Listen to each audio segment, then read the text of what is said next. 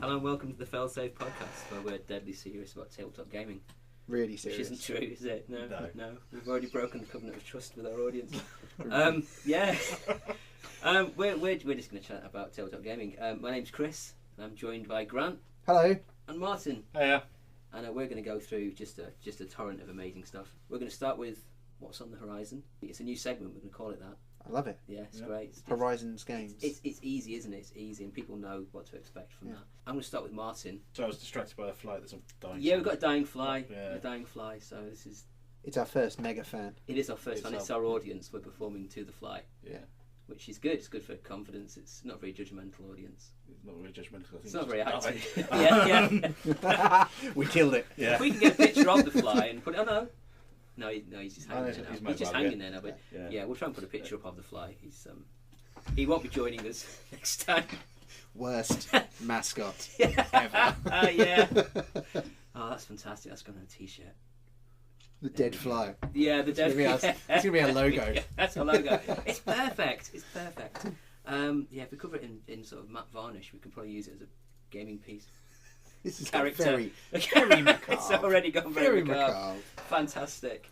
So apart from obviously planning what we're going to do with the disposing of a fly's body, Martin, what have you been doing? What will you be doing? And why? Okay, I mean, there's a lot of shiny stuff out there at the moment, and I am sort of like a gaming magpie. It's terrifying. Yeah, it really is.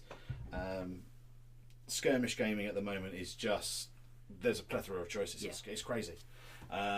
Spent far too much money on Fallout and haven't really delved into that, but from what I have played, genuinely love it, and the craziness. The models are beautiful. It looks really good. It plays really nicely. I don't think anyone anticipated the success of it, because you cannot buy this game for love nor money right now. No, It's just disappeared everywhere. There's a huge stock demand. Really getting into Lord of the Rings as well. Well, Middle Earth strategy battle game, which just rolls. It rolls on the tongue, doesn't it? Does, Yeah. I kind of missed it when it first came out due to having children and I missed that whole Lord of the Rings. But I bought the Pelennor Fields box. Okay. Loving it. It looks really nice. The miniatures. Yeah. Fantastic. Well, the miniatures I think are near enough the same sculpts as the originals. Okay. I think the Minas Tirith Warriors are near enough the same. But I like the fact it's scalable. Yeah. So you can have a small scale with a couple of warbands, or you can go full on. Oh, that's great. And I like the system. I genuinely like the system. So I've been doing that. Really sort of jumping from game to game. Like I said, gaming butterfly. It's just easy to do at the moment. It is, and today I purchased some Vanguard models, and we'll be slowly building those. So Excellent. I'll be playing something. Yeah, this is the Mantic. Yeah, the game. the Mantic one. Models are gorgeous. Awesome. Yeah. I'd used some for a warband in Frostgrave a while back, and they were really, really nice. Cheap as chips and amazing. Loads of character. Yeah, the value for money's. I think that's paid £20, £22 for 15 models. Absolutely lovely. I bought an ogre, a Mantic ogre, and I put horns on his head, and I was really pleased with him. And he was going to be my beat stick, and then Grant took him over and mind controlled him and used him against me, and ruined my fun. It was Yeah, I was that guy. It was fantastic though. It's Frostgrave is great. It's really good. It is good. Yeah. Grant, what have you been doing? I've been playing and hobbying a lot of kilting, which is great because you can spend ages on a very small amount of models and make them look as good as possible, and just rife for conversion. And then give them names and histories. Exactly. Yeah, you can't, once you've given Jen Ackerman the Cadian White Shield a name and a personality. That's great. You then can't help but give him 60 hours of painting. To make him look as good as possible, which then means you never actually play because your model was never painted to your specification. But I've been loving that. That's pulled me back into 40k as well. So I've been playing that a lot as a result. Kill Team's really just exploded, hasn't it? It's it's pulled massive. people away from 40k. Yeah, really. Absolutely. Yeah. But it is just because it's so low impact. And you get a lot out for putting in a little. Yeah. So you're using less models. You don't need as much terrain. You can play it on your kitchen table without having to get the boards out to turn it into a 6x4. 40 minutes. Yeah. Or so. Yeah. Once you know it, you can just crack out a game so fast. And with their organised play, with all the campaign stuff, it just makes it so playable right now. Yeah. had a couple of games of it, and it was great. I just haven't had the space to really fit it in. But we should do a campaign. We need to do a campaign. Yeah, because definitely. That's the bit I'm loving right now, is watching your small squad unfold. More accurately, watching most of your small squad die. Yeah. It's a bit like cannon fodder. Yeah. The names appearing on the hill. Yeah. Though one thing I found quite interesting, because it's a reductive campaign, you don't gain points and become powerful like you would in something like Necromunda. Instead, you have set values which decrease. So there's almost like, whereas you want to play a game and it doesn't matter if you win or not because you're going to get something like in Necromunda, in this a loss is devastating. Yeah. Because it just pushes you closer and closer to that end game loss that you might result in, which is an interesting thing, particularly because we're trying to work out how to get everyone to have a game, but you're not allowed to play more than one campaign game a week. Right. But you don't want to just play a substitute team because it doesn't matter about the outcomes. Weird old situation. Yeah. The thing is, though, isn't it? If you get reduced, because it's all about resources, isn't it? Yeah. But if you get reduced to 0 resources in any one of the I think it's 4 categories, isn't it? You then become a guerrilla faction, so you can still impact the campaign. Yeah, you can still play games, but the only way you'll win is if everyone else is reduced to guerrilla and you have more points or less points or whatever it is. You can never win the full campaign if you're a guerrilla, but I think you can come like second or something. Yeah, that's a good way though to keep you involved, isn't it? Yeah, you're still still affecting playing, but you're the not. results and that's really cool. No, that's been great. That's been really interesting, and obviously RPGs always play my tabletop RPG games. Yeah, and we're going to talk a bit about Vampire later. Yeah, we are. Yeah. Which I'm really excited. I'm probably going to bore you with. No. It sounds great. I've been obsessing over Infinity lately. I've got a tournament tomorrow in St Albans, which is going to be very exciting. I'm running Russians. I brought my army lists in case you want to be really bored and see the absolute filth. The amazing, just disgusting. I'm not going to show I feel better so now. you're going to show it over the medium fantastic. audio? Yeah, this is great. This is great radio. Yeah. Oh, look at that. There's 18 regular orders in that one. And 18. It goes over to another page because of Mendino. It's amazing, dude. Yeah, it's great. Yeah, I've got seven line Kazakhs. One's the Spec Ops, and a veteran Kazakh. So I've got 8 models that can link. So yeah, you can take a couple out. I'm happy with that.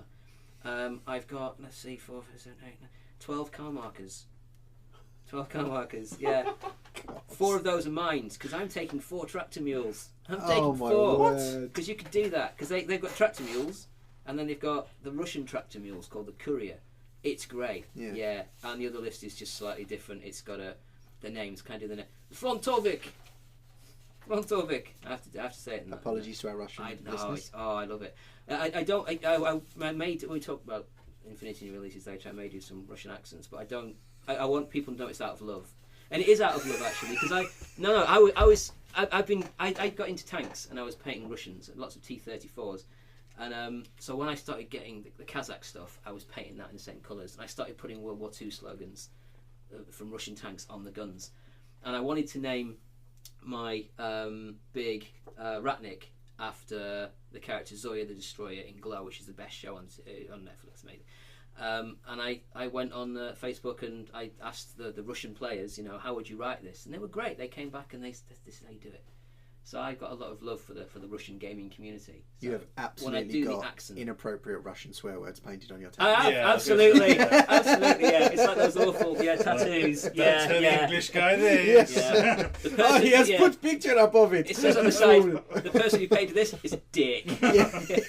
He doesn't know Russian. Yeah. The thing is, with Infinity, I remember playing Ariadne before they got the new Cold Front stuff. I think maybe my 3rd game was against you, playing Ariadne. Yeah. But they've now got what they consider a tag, is it now? They got like a war suit type. Yeah. We got the Blackjacks and the Ratniks. Yeah, they're heavy infantry. Okay. Yeah, but because they don't really have. They can't get tagged. Not being funny, the Casio watch to an Ariadne is like high technology. Yes, yeah. I'm practically doing historical wargaming now, basically. Yeah, when I take Ariadne. Yeah, but they're interesting. They have fewer wounds. The Ratnik's got dogged, which is interesting. Okay. So you can stick around a little bit more. But they get battle ravaged, so they take a wound, then they get worse. So they're great until they take a scratch, and then you can't fix them after that. Right, okay. Are you tempted to paint it yellow? Like the power loader from Aliens? Yeah, you know what, it would look good as that. Because it's definitely got something like that going on. Yeah. How big is it roughly? It's about that big. But on the podcast, it's yeah. I'll show you. Yeah, it's that big. Imagine Chris is showing us the girth of the model. The girth. In dead fly lengths. That's not a model. It's maybe 7 dead fly lengths. Okay. Yeah, you just look at that dead fly over there and just it's roughly that. I'd say I've got the Aliens Power Loader model if you want it. Oh, for AVP. Yeah, that was a good model. I've never played AVP, but I like the models. Nor did a lot of Kickstarter backers. But anyway, moving on swiftly. Yeah. That's all I've been doing. I mean, I'm trying to get into Kill Team. I've played a couple of games and it's amazing. It's great. Yeah, I think just very quickly stay on the Kill Team thing. I think GW are doing something very, very clever there, because all the boards, obviously you get that particular realm. So like the Eldar Death Forest, the Wall of Martyrs.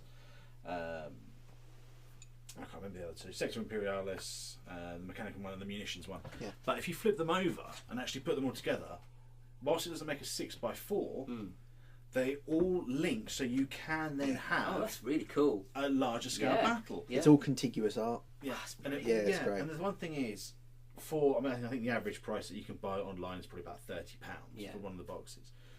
But you buy one of those boxes, like a team box, like the Necron box or the Dark Eldar box, and you get a nice little Kill Team. You get all their tokens. You get a little fluff book. I think it's okay, but everything you get there gives you a solid granite. You get some terrain. Then you buy the main box for like £40, and you're getting a lot of terrain. The amount of terrain boxes that I have now, based solely from Kill Team, is actually really impressive. Yeah. Their big boxes are great value as well. Yeah. They're astonishing value. It's surprising how quickly you get enough for a 40k battlefield. Yeah. I think I bought the Astra Militarum Force box, I bought the core game, and I bought the Sector Munitorum, which is the crane, and that's a 40k table. Yeah. That's a little bit sparse, but you could easily play 40k on it.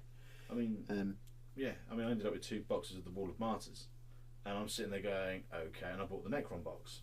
So I've got more trenches now than I will ever need, and they're all interlinking. Yeah. And it's modular, and I just sit there and go, okay, so I've got that, I've got my buildings, and then I've got all my previous terrain. I'm sitting there going, I actually couldn't probably put all of the terrain that I have now on a table. Yeah. I could.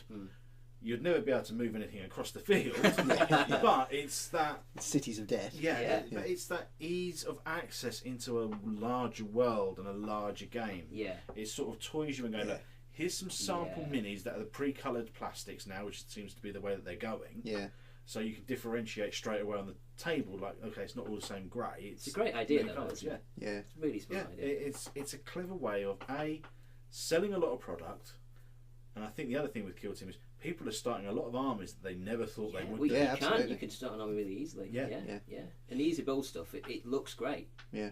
It's not, you don't put it together and go, I wish I had the more expensive kit. It looks amazing. But all the time, I mean, the Necron one is it's the Immortals and the Death Marks. The Gene Stealer Cult one is still sitting there because it was something that never interested me. But I'm looking at those minis, going, right, damn it. Tell me about it. I quite like the look of these. Yeah. But I think when you get bored of painting Necrons, then you'll want to paint some partially mutated Gene Stealer.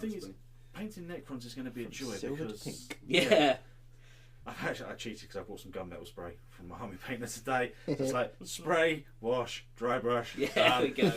That's like an assembly line. That's like the Terminator, isn't it? It's just coming off that assembly line. Yeah. But I think Kill Team is definitely a winning line for GW. Yeah, it is. Yeah. Commanders has been released now. However, I do wonder how there has to be an end point somewhere. Yeah, tanks in Kill Team.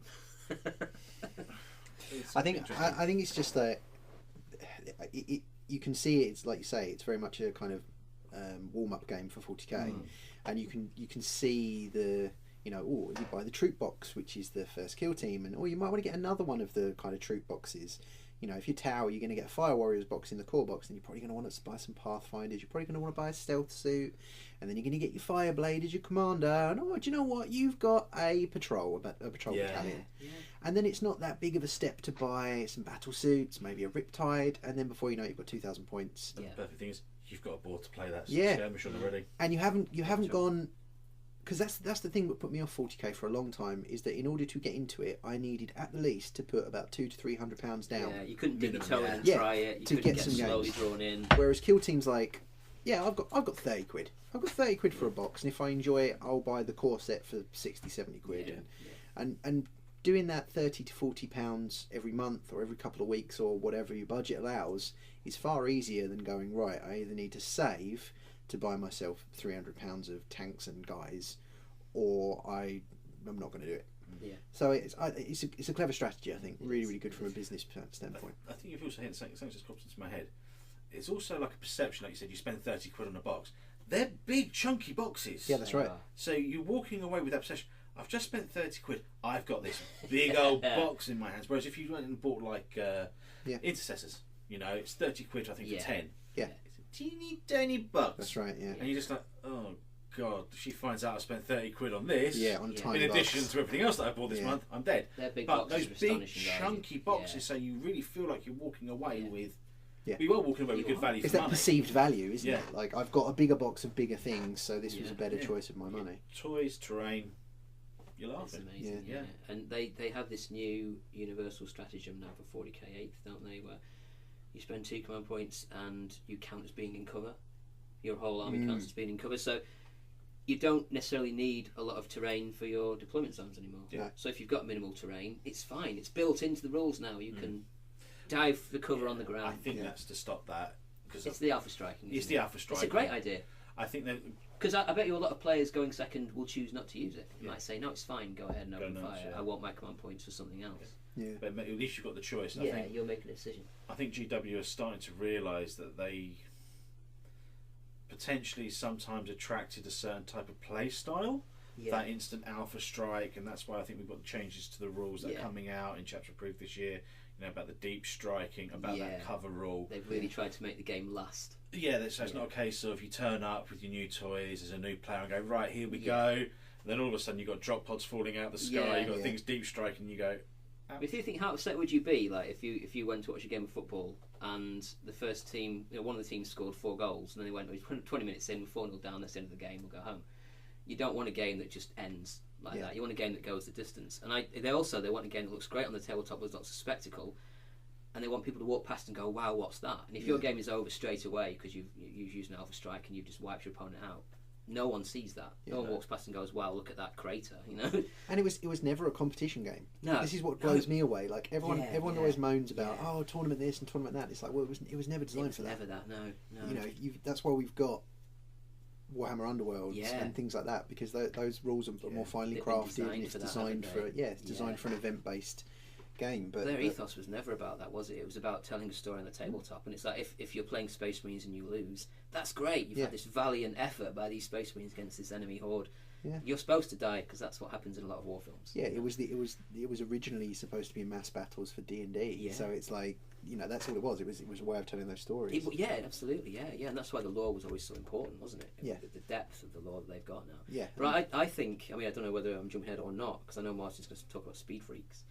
But just looking at the Orc Codex, I've heard a few reviews and it sounds amazing. They sound like they're absolutely nasty and they're going to crush everything. But in a way, I think this is a really smart meta move, because they obviously want to get across the idea that the Green Horde is coming, the Green Wave is coming to the galaxy, and what a better way to capture that than by making the Codex really powerful, so loads of people buy in and the Orcs are everywhere. Yeah. It's a way of basically saying balance is secondary to the fact that, you know, if you're not an Orc player, you should be terrified, and you will be terrified. Yeah, like experience this. You know, and it'll be fun. It'll be fun to try and work out how to defeat them in the meta, and it might suck if you've got those armies that really haven't had any updates, and I can imagine a lot of Astartes players are like now because they were the first Codex and they probably haven't kept up with everything. But then I don't mind if my Dark Angels die, because it's cool. As a Space Wolf player, I don't care. None of us do. I can feel Space Wolves now. I can choose a buff. Yeah, you can. We can't. We can't feel Dark Angels. The Lion and the Wolf, and I can buff a Space Wolf. It's great.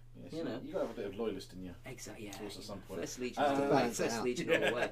But I love watching them just try and hold a position and just get whittled down. It looks great. It's great to be part of that narrative. And sometimes we forget that when we focus on tournament balance. With the Codex, my son plays Orcs, and I faced him a few times. Poor thing. You're going to be. Yeah. And he's really excited he's really excited. And there's going to be a good link here because he can now build a Speed Freaks army. Oh yeah! Yes. Oh, look at you! See what I did there? Look at you and go. we've been playing Speed Freaks, and I'd only really play. Mediocre. Actually, that's a lot. I'd only seen Gorka Morka being played. I'd never physically played it. So playing Speed Freaks was good. Yeah. And it's crazy. Yeah. It's just absolute nuts. I felt it was a bit restricted because you have your templates called your gubbins. Yeah. You've got 2 red ones which you can only use once per game. Okay. And only if you roll a crit. You then have your double arrow ones which you're going to use once per turn. So it's not once per turn per vehicle, it's once per turn. Okay. Right. And then you've got the standard ones. And then you've got reverse template, but orcs don't reverse, so why is it there? Why would I reverse? You know, and it was crazy because we were doing damage to each other, and I was using the dragster thing that's got like this flux capacitor in there. Wow. And you can teleport across the table, so I was just desperate So good. to teleport. Yeah. But in the end, the damage that was on my vehicle meant I could only choose 1 gubbins, and then my opponent would choose the rest of the gubbins. Oh no. Yeah, so I'd forgotten about this in 1 turn, and I'd write, right, speed 4, and my opponent, which was my son, just went, yep, Dad, you're going off the board. Yeah. And I was like, Off you go. But you know, it's silly, it's crazy, and like I said, you can actually now have a Speed Freaks army, and that's what he's going to be building towards. So He's got the Horde, he's got 90 boys, Yeah. you know, which are now like the size of 40 points. squats compared to a Primaris Marine. I think a lot of the York players are upset. I think some are upset, some are not, that they're not getting a scaled. They're all in that model. weird toilet crouch though. A lot of the I remember the old Rickets, plastic ones that you used to get with the arms with the fists and you know. Yeah, it's still the same. And they're all kind of crouching down, and it would be good if they were not all crouching down. They were all running forward on one foot. You know. There needs to be something because you know they're supposed to be 7 foot. They're supposed to be towering the same size as Marines. Yeah. But in reality, it's just they're like small children, and it does look a bit disparate, you know, on the tabletop. Especially with 4 attacks each, or. You know, It's weird as well with all the kind of fuss they made about Orktober. Yeah, really. It was disappointing. Yeah, considering that the Iron Jaws they did for Age of Sigmar were like stunning. Oh, in the back of my mind, I was like, wow, if they apply those design principles to. The thing is, you new put like a Warcrawlers. bolt gun in the hands of one of the. They'll look great. Yeah, I know it's an expensive way of building 40 Orc boys, but it would look amazing. They look amazing. Yeah. Because they do look great. I mean, all the Shadespire minis look fantastic. I've got about 7 warbands. Yeah. They're amazing. Yeah. The Skaven made me kind of just go God, giddy yeah. when you look down in the gutter on one of the bases and there's a little rat running along the gutter and you just it just blows you away. Yes. Oh my God! You don't notice it at first, and then you're painting like it and you the go. flux capacitor in the shop vehicle. Yeah, they're astonishing. Yeah, beautiful models. But then I think with the other thing that I really liked about Speed Freaks is you also got the cards for the models that are being released this weekend. Oh wow! So the game came out last week. Yeah. But it also had all the data cards for everything coming out this week. So for me, it was like GW really is forward thinking. I know it's only something small and silly, but it's like well, if you just bought Speed Freaks and you want to expand, you don't need to worry about the data cards and everything else. We don't need to put data. You don't have to buy the same product again just for a bit of card. Yeah, they do that though. They do these little labours of love things, don't they? Yeah. You notice that's a nice detail. Yeah, and I do think. I mean, we could spend hours talking about GW and the way they've turned themselves around, but they are the. But dominant they really force. have. Yeah, they are the dominant force in gaming right now. Did you see the post on Facebook today with the potato photo? Yes. Because they've got the Blackstone Fortress images leaked. So they basically made a potato to look like a camera and then had a printed image, like really blurry image come out, and they were effectively like taking the mick out of themselves about the leaks coming out. And it's just things like that just make you go, oh yeah, you're nailing it, guys. Yeah. Because that's obviously from next month's, not this month's, which is the Speed Freaks edition. No, it's in. There's like a little booklet that's going to be in stores, which is like the Christmas booklet where you give to your like aunt who doesn't ever speak to you, and you've ticked the thing you want from her, and that way she just takes it into the shop and points at a guy rather than trying to pronounce the word Gazcull. Yeah. My son would like a Gazak Hull, please. My mum bought me Rage Against the Machine's first album once. She had to go into Townsend Records in Leyland and buy Rage Against the Machine's first album. The one with the monk on the front, on fire. On fire. And they said, "Is this for you?" It's for my 10-year-old son. Yeah. Fantastic. Sometimes I just wish I was there when my parents bought me something, just to see their face when they A, tried to pronounce it, or B, had it appear and went, why the fuck does he want that? Do you know, the other thing is, I thought I'd be the first one to swear.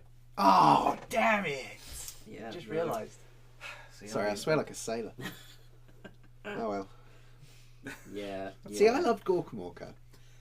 So I'm a bit wary of Speed Freaks because I honestly loved Gorkamorka so damn much. I think it was one of my favourite Games Workshop games. Like, you guys can't get out of their cars, can they? They're in their vehicles all the time. At the moment, to be honest, it's very rules light. I mean, there's a campaign. I say with inverted fingers. It's 2 pages of rules. Yeah. But I think you're going to find there's going to be more and more. That's what they do with all stuff at the moment. Test the water. Yeah. If it works. If it works, we'll release this. But until sales figures come in, we're not going to press bring. Yeah, let's not go too crazy. It's a nice way though of getting into buying orcs. You know, you buy Speed Freaks and you've got a full game. You can make an army out of it. Yeah. So, that's what I said. That's what my son's doing tomorrow. He's buying the other bits with birthday money, and he intends to have. Because he said he gets so annoyed of trying to move, squads of 30 boys, and he has 3 of them. So he's got 90 boys trundling across the table. So by the time he does that, I can go cook a roast dinner. See, that blows me away because when I was Toby's age, I was playing Warhammer Fantasy, and that was 1 unit. And we didn't have movement trays back then. No. You had to move all those models individually. An urchin to move them for you. Yeah. Like I had a Proxy Orc and Goblin player friend who had like units of 90 goblins that he would move each time. So you could just go off and have a cup of tea. Yeah. And that's how we played it, and we didn't complain. It took us 6 days. We didn't complain. To do turn 1. Yeah. We never finished games. We never ever finished a game. But with Speed Freaks, he's turned around to me and said, look, I can run this. I've got a decent army. They've got decent firepower. He can add in the Dakar jets. He's got some trucks and some battle wagon things. Because he actually raised an interesting point about putting a death roll on the front of it. Because I was thinking, that's a good point. Land Raiders don't run people over. They should do. They should do. Yeah, but they don't. Excuse me, you're coming through. But we put a death roller on something, everything dies. Yeah. So he's really happy because he can have the boy, he can have stuff in the trucks, he can still have, the looters and the burners. Yeah. But everything else is going to be a fast, mobile force. Yeah. Which is really cool. Yeah. I guess the Space Marines don't run people over because they want to shoot them and make sure they're dead. Yeah. They just run them over. If we run them over, how would we kill them with our chainsaws? We won't know if they're dead or not. We can't have those final words to teach them the truth. When you're killing heretics, you've got to make sure killing heretics, the operative word is killing the heretics. There's no clear chance for glory. Yeah, it's true, I ran him down bravely in my tank. I didn't it's even a valid strategy. In the annals of history. But I think there's some good stuff coming out of GW. That's the next Black Library book right there. Hole. Yeah. The Brother legend, Avernus put his foot down. The legend of Brother Knievel. Yeah. The Gretchen stared in horror. The thing is, a lot of the books would be a lot shorter, and the tank ran them over. That'd be the end page of everyone. In Gaunt's Ghosts. In a tank. Yeah, basically Gaunt's Ghost in a tank. He activated the windscreen wiper with a small sigh. How are we gonna kill these orcs, sir? Yes, go the same way we kill all the orcs. Same way we killed those gene stealers. Forward! Crunch! But I mean, games where I think GW stuff is probably, at the moment, a huge proportion of what I'm sort of purchasing. I mean, Lord of the Rings, you don't associate Lord of the Rings with GW, but it is. It is. Because it's a different scale, and obviously it's not a typical Warhammer IP, is it? No. I must admit, I'm on board. This year, up until very recently, all I'd bought was Games Workshop. I bought the X-Wing 2.0 box because I was curious. That was actually really good. And Fallout. I'm keen on getting into that. I've got lots of X-Wing ships, but I haven't had the time for 2.0.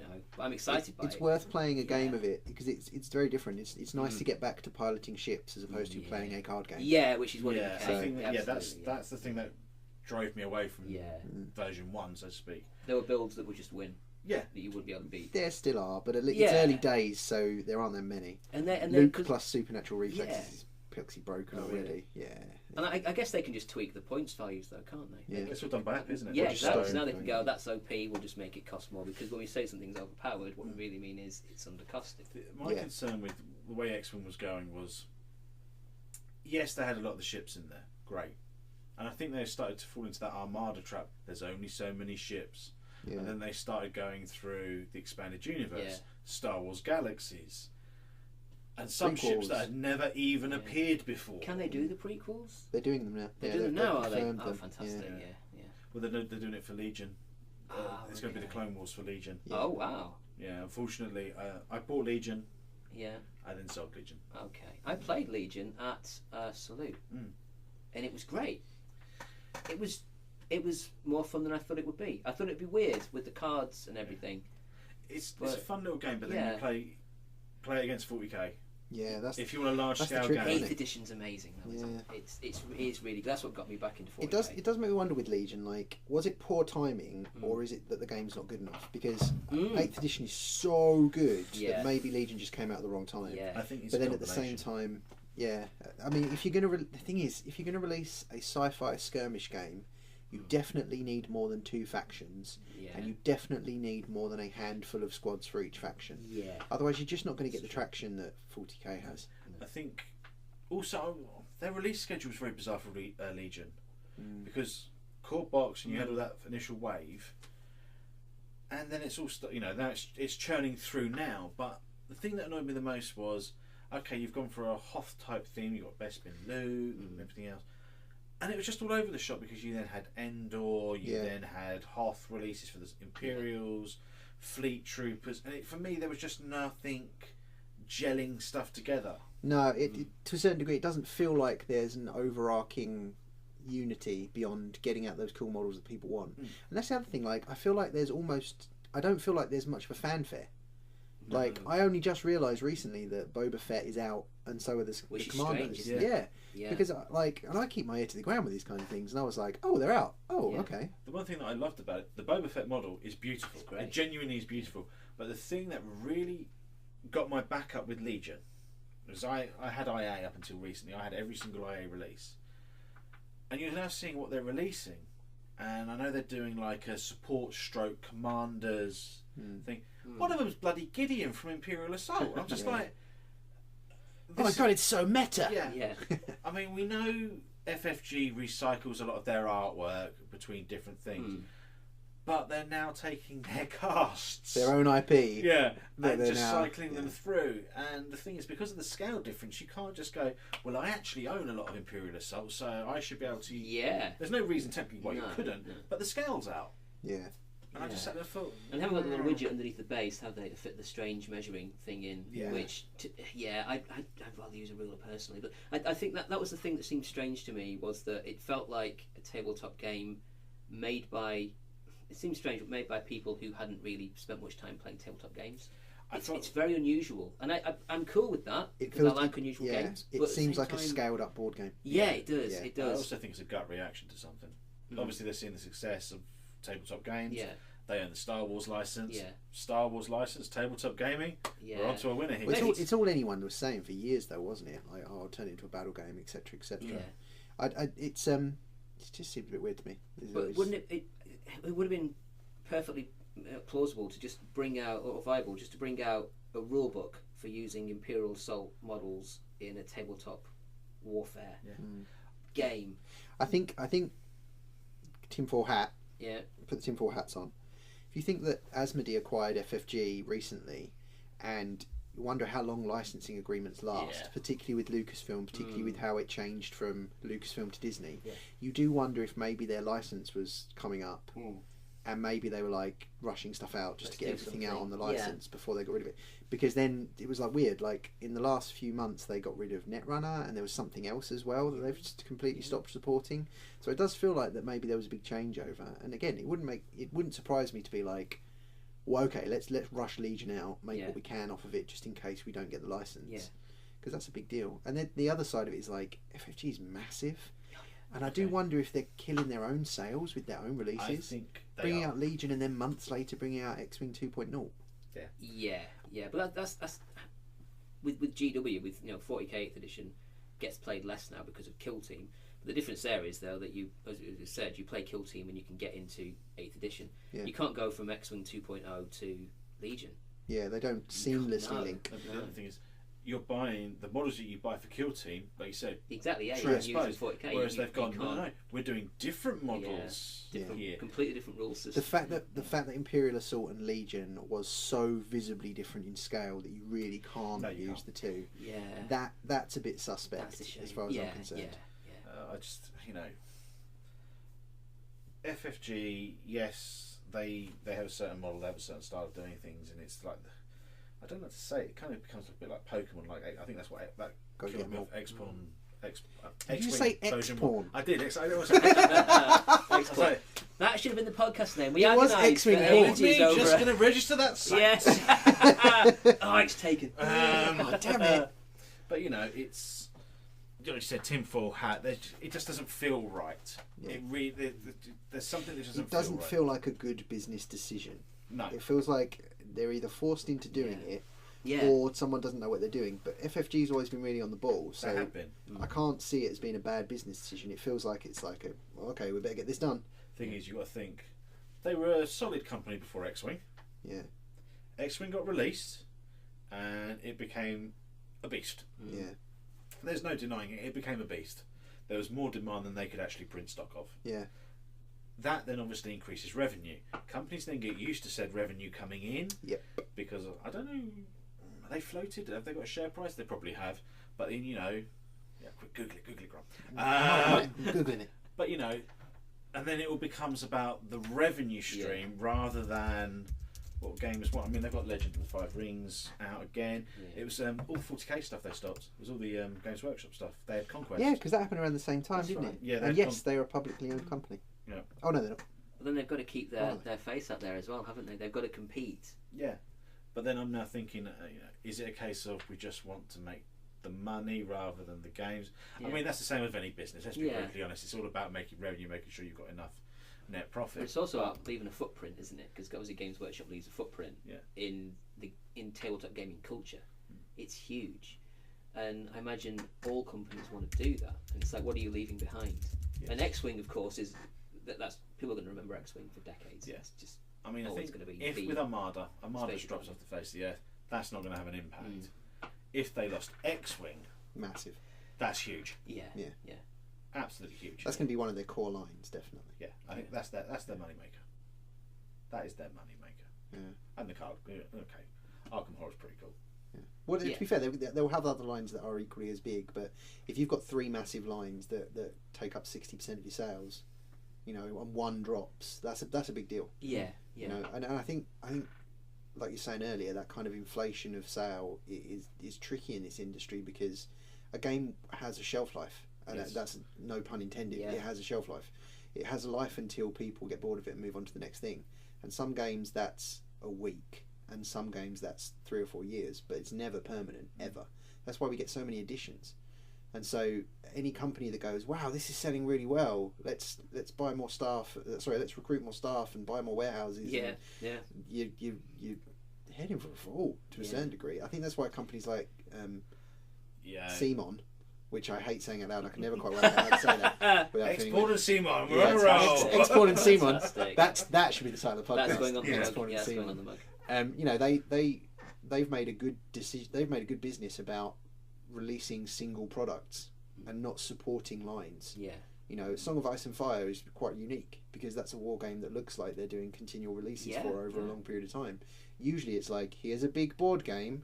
That's it. Are you buying it? Great, we'll do a rerun of it. If not, we won't print that again. Yeah.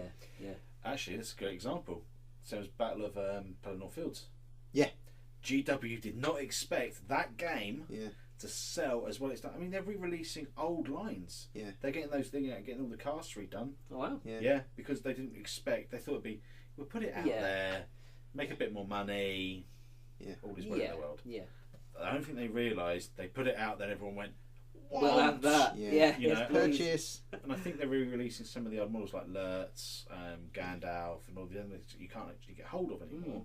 sorry, the different versions of Gandalf and everything else, simply because eBay scalpers are going, right, you want this little model? Yes. I'm making a fortune. It'll cost you 25 quid when I only paid £3 for it. Yeah, I got it on the front of a magazine. Yeah, that I stole from the market. Yeah.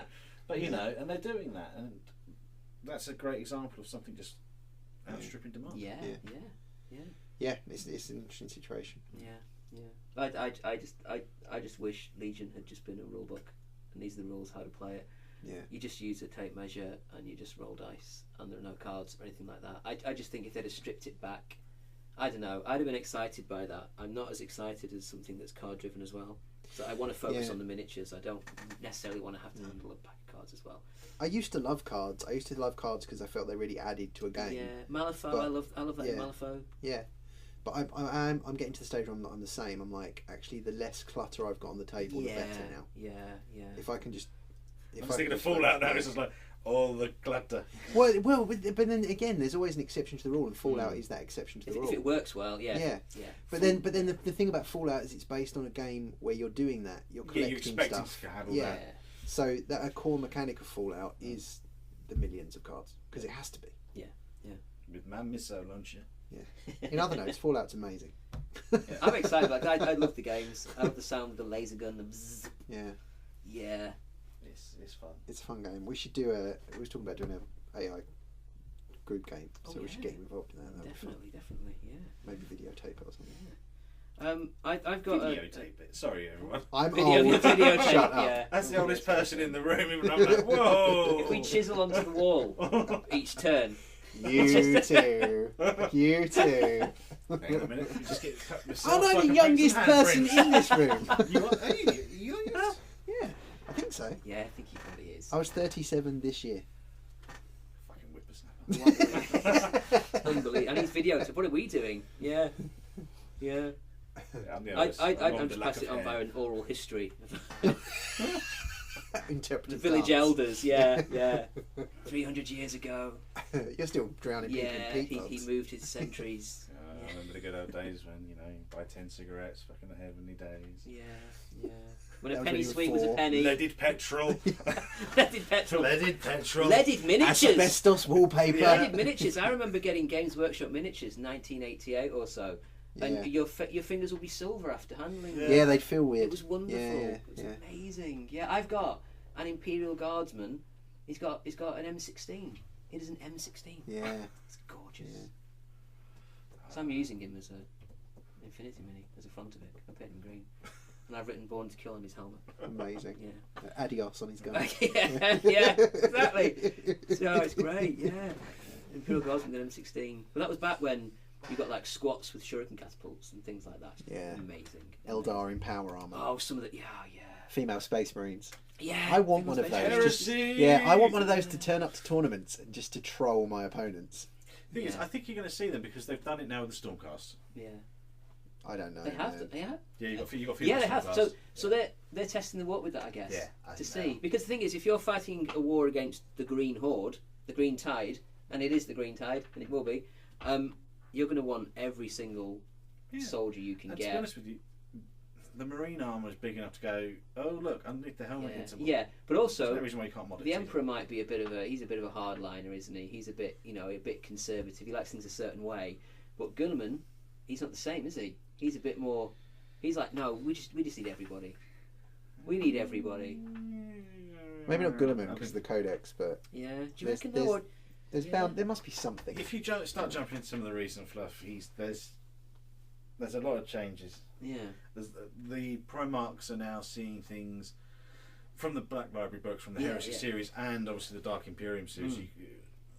They're now starting to view their father as something else. I love that.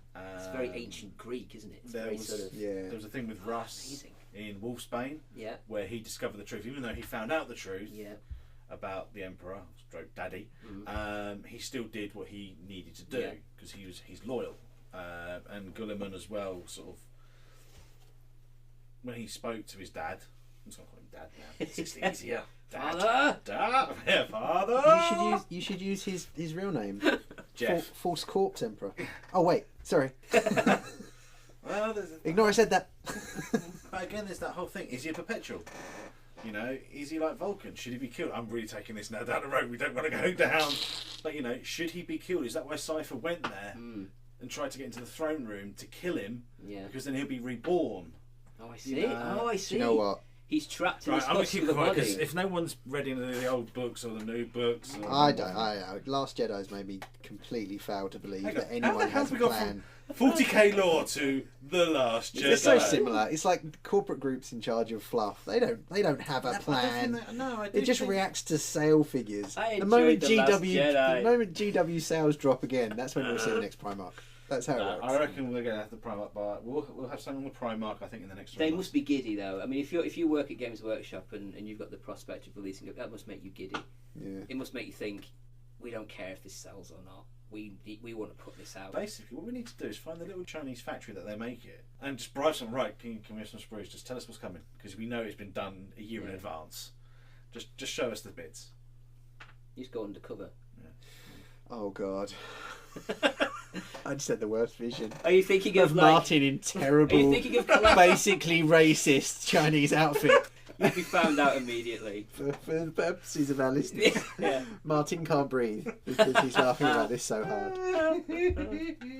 Well, at least we've got your Halloween costume for next year. Undercover caster. Well, yeah, the Primarchs. That is so exciting. That is so exciting. You know, we've gone such on a tangent. We really have. We had an agenda. I love that we came up with an agenda and have completely ignored it. Yeah. No, I'm really excited about the Lion, obviously, because he's got to be better than Azrael, and Azrael's amazing. But the thing is, all the hints are there. We know, if anyone's not read the books, tough. We know that the spoiler alert. But it's in the Codex, isn't it? The Emperor's dead, but he's not dead. But it states in the Dark Angel Codex, the Lion's awake. Luther's gone. Yeah. You know. Yeah. We're on a floating fortress. He can't be that far away. It's like The Rock, though, isn't it? Yeah. You know, Sean Connery came in and saved him. You know, he's just hiding in a broom closet or something. They won't know I'm here. Yeah.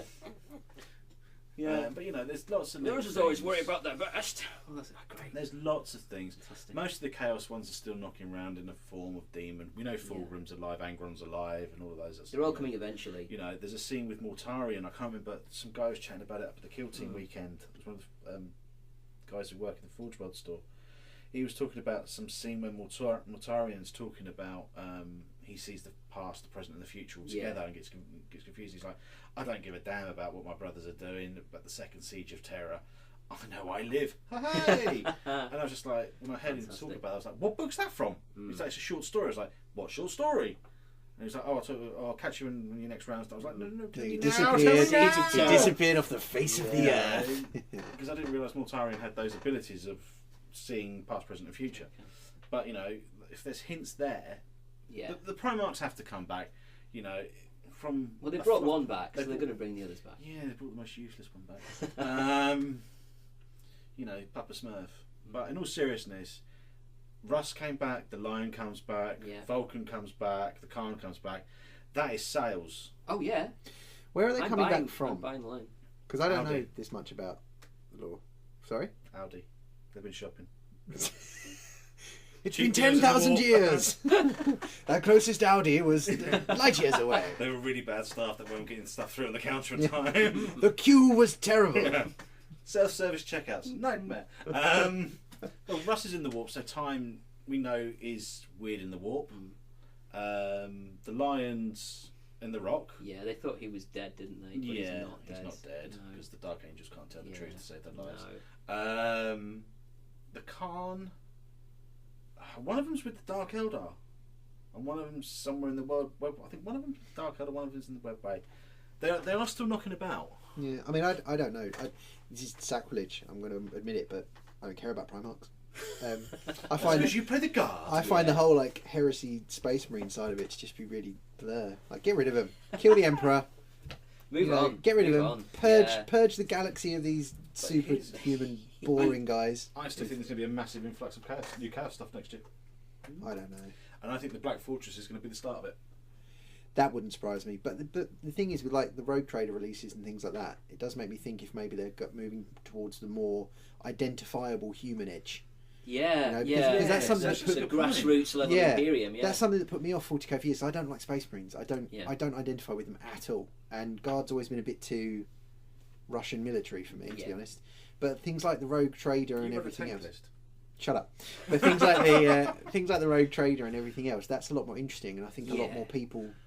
There's more light and shade in that, isn't there? There's more light and shade. It's not just more human and villains. It's a lot more human. But I liked. I think it's one of the recent release. I like the teaser videos that they're doing now. I think that's brilliant. The video's great. But the fact you've got the humans and the Xenos, they're talking. Ooh, what's going on? But in reality, that's probably would happen in a universe. Yeah. Well, the original Rogue Trader was very much like that. It was like that. Yeah. It's on the fringes, and everyone has to kind of get on with everyone else because that's how it is. Yeah. Outside of the Imperium, outside of this giant mechanical machine of war that operates throughout the whole of the cosmos, you've got real stories, and it seems like that's an angle they're taking at the moment. It seems like they're pushing it in that direction a bit more, which is very, very cool. Yeah, I think perhaps they're also going down, and I think a lot of companies are doing this, trying to add in these RPG elements to a tabletop game. I know it's with Vanguard. And I know Kill Team you level up. Yeah, when the elephant in the room of tabletop hobby is Dungeons and Dragons 5th edition, which is still 4 years later enormous and growing, you can't resist, you can't ignore that kind of narrative roleplay aspect of something that's drawing people in so heavily. Especially when you have the lore, it's all there. How rich it is. I mean, technically it starts with Blood Bowl, doesn't it? Adding that RPG element, because you then create your characters, they level up, you become attached to your team. True, So it sort of stems from that. I mean, just to let people know, even though this is episode 23, I'm a massive Guild Ball fan. Most of us are here. I mean, I'm off to SteamCon. I love Guild Ball, and that's the one thing I would like to see more of. I mean, we've got rookies, but they're crazy powers, crazy powers. But I would love to see an element of leveling, but I suppose it's very difficult because they are named individuals. But if you could perhaps have a team of unnamed rookies and you roll their stats and you had a selection of models to choose from. I'd like to see build your own team. Yeah, that would be interesting. I know they don't really have points values and things in Rag Ball, but that would be any game that gives me choice. That's a big hook for me. Yeah, for me, if I can sit there and procrastinate for a couple of hours over a team. Make them yours. Yeah, and to make them something that I'm comfortable with. I did with Kill Team. I've only got 6 models. List building is fun in any game. That's the thing. But I mean, it's one of Guild Ball's strengths and weaknesses. I think is that you can build your force in lightning speed, but at the same time, you don't get to sit at home and mull over your force. I mean, you do nowadays. I remember the heady days when you only had 6 models in a team, so it was like I'm playing these guys for a year. But now it's like I've got 12 models and I can pick from them, but it's still like you don't load them out, you don't pay points for them, you don't go, I'll choose 2 of these guys over 1 of those guys. Should I take his sickle or should I take his pike? Exactly. It's so much more straightforward, but I think this building is a solid aspect, but I think coming back to the Rogue Trader thing, I think you're right, adding in the human element.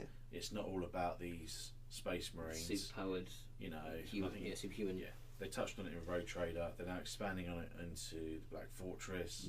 I actually wonder, with putting on my tinfoil hat, is it going to lead into the whole Sisters, Inquisitors, Rogue Traders, Imperial Agents? I think so, definitely. It makes sense to put all that together. It would be that would be a really cool codex. You can't have a super duper force, but what you do have is a ragtag bunch of which was what the kind of original Imperial Agents were when they came out like 10, 15 years ago. It was like, you felt like it was a smattering of all kinds of different things in your force. Because there's not a lot of Index armies left. It's Genestealer Cults, Sisters. Well, Sisters weren't even in the Index. They were... they were. They were in Index. They were in Index too. Okay, so Genestealer Cults, Index, Inquisitors, Sisters, Assassins. That's it. That'll be everything. I wouldn't. It still wouldn't surprise me if it was an Imperial Agents book and you had Assassins, Inquisitors, and Sisters all in the same force. Because other than that, they're going to have to come up with more Sisters units, and I just don't see. There's not enough, is there? No, there's not enough. But I do wonder what they'll do afterwards. I do wonder whether or not they'll take the easy route and just reset 9th edition, or whether or not they'll start going, okay, let's start adding new things. Well, let's add the HUD, let's add the squats. Let's. Well, they've been saying about campaign books, haven't they? Yeah. That everything will then be expanded. The miniatures range will be expanded through campaign books and story books, because it does seem to be. They want to move the timeline. Yeah. The timeline is moving now. Yeah. And I think there is potentially an end goal. I don't want to say there's going to be an end times like they did with Warhammer. I think the backlash might come back. The last thing you want to do is end it, but what you want to do is you want to make it so that all of those players who have bought a Ultramarines army have a reason to buy more Ultramarines or another thing that they can use with their Ultramarines. That's why Imperium has worked so well. Yeah. Because in my army I can have knights, tanks, space marines, sisters of battle. I love that. I love the mix. I love how an Ordo Malleus thrown in there. Yeah, and you know that's why Age of Sigmar is now order, destruction, chaos, because your army can be so many different things. And I think that's what they're going to aim to do. Is it's going to be, like you say, these campaign books with these releases that can be bolted onto anything, because people love new things. They absolutely adore it. Like when your codex comes out, you scour it for that new unit. Yeah. But this time it's like we'll bring out something that at the very least a quarter of the player base of a game can play. Yeah. You know, or half the player base, or even better, every single player can buy it and add it to their list. I think that's the future. The romance side of it as well. Like if they move the story forward and you have this amazing description of a campaign that you can take part in. Say it's the Ultramarines, they go to a planet and they have this huge battle, and you read about it. Players are going to want to run their Ultramarines and say, yeah, we did really well in that grand battle. It's in such and such a book. You know, it just gives it that romance, and that's exactly what the players want. I think it'd be a campaign, and you know what they did towards the end of 7th, the Triumph. I can't pronounce it. The boxes they did with Gullum. Oh yeah, the Triumvirate, and stuff like that. Yeah. I think you'll find those will start coming out. So you get the book, you'll get some interesting models of the characters from that storyline. Yeah, some cool stuff to add to it. And that's how I think. And that makes sense because that's a really good way to just continually reinvigorate each line. Because then there you go. Here's an add-on for the Tau. Here's like the 5th expansion. Here's the book of the 5th expansion, and you've got some corner units. Here's the squad from this story. But they have said that they said this towards the end of 7th, beginning of 8th. It was around that time. Every faction will get one of these boxes at some point throughout the storyline, and it's a great way of coming full cycle of re-adding a Primarch in. Yeah, you know, Russ isn't going to be the size of Magnus. He's probably going to be the size of Gulliman. Yeah. So, bang. He's going to look so good. He's in. He gets a guard. He's going to look so good. That's a great release for Space Wolves. Space Wolf players are 100% going to buy him. Oh, gotcha. So yeah. I mean, to be honest, I bought the 3 boxes, and I didn't even play some of those factions. Just to have those cool models. They're going to look great on a shelf, though. The Primarch's going to look great on a shelf. Even if you're not going to play them, they look gorgeous. Yeah. I don't think there's going to be an end time. So I think there's an end times in Fantasy Battle because people just weren't really playing it, and they could do the reset. I want to talk now, Martin, about SteamCon. Yes. Because you did mention SteamCon. You mentioned you're going to be in an Uber because you're going to be drinking a great deal. Yes. What else are you going to be doing at SteamCon? For me, it's more about seeing friends I haven't seen from the tournaments. Not good enough to enter any of the tournaments, being brutally honest. I think it was the first SteamCon Grant and I went to. We came 3rd by default in the doubles tournament. That's good, is it? There were 6 players in the doubles tournament, so extrapolating that, we came 3rd in a tournament. The universal language 3 of maths. teams. It's worth noting we did lose to the guy that won the Guild Ball World Championships that year. I can't remember his name. Jordan. Jordan. That was the year after. Whatever his name. I am terrible with names. It's a miracle I remember yours. I know. Because we've got them on our shirts. So basically, he's going to be meeting up with friends. Obviously, one of the key things is about seeing the keynotes, seeing what's going to be happening. We'll probably enter a couple of silly little tournaments. There's a rookie league again, so I'm interested to see if they're going to have new rookies. Because we did that last year, and I really enjoyed that. I was looking forward to a potential Navigators early release, but that's not happening due to issues that happened with the stock and the natural disasters that happened in China. Which, in the grand scheme of things, toys coming out is the least of people's worries. But there'll be cool stuff there. It's more about hanging out, having a laugh, you know, playing Guild Ball. I'm going to try playing Dark Souls a bit more. And more importantly, I'm going to try God Tier because I backed it as a Kickstarter.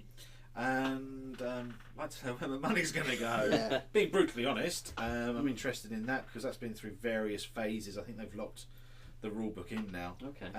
But yeah, basically go, hang out, have fun. Yeah. The strange thing about Kickstarter though is you hear about the games long before they emerge, and then like a year later someone mentions the game and you think, oh, is that out? No, it's not out. I mean, I'll be honest, Kickstarters and me, I've not really done that many.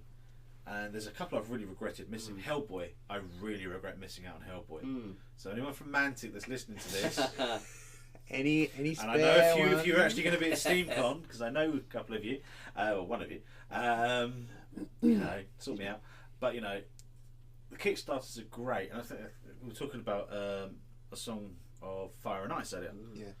Massive Kickstarter, missed out on it, whereas now I'm just like kicking myself. Yeah. Fallout. Yeah, I wish I'd gotten in the ground floor with Fallout. Yeah, big time.